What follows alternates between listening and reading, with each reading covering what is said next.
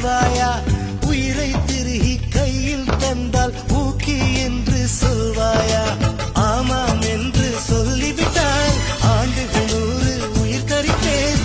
இல்லை என்று சொல்லிவிட்டால் சொல்லின் முடிவில் உயிர் துறப்பேன். நான் இன்னொரு கருவில் பிறந்து வந்தேனும் மீண்டும் காதலிப்பேன்.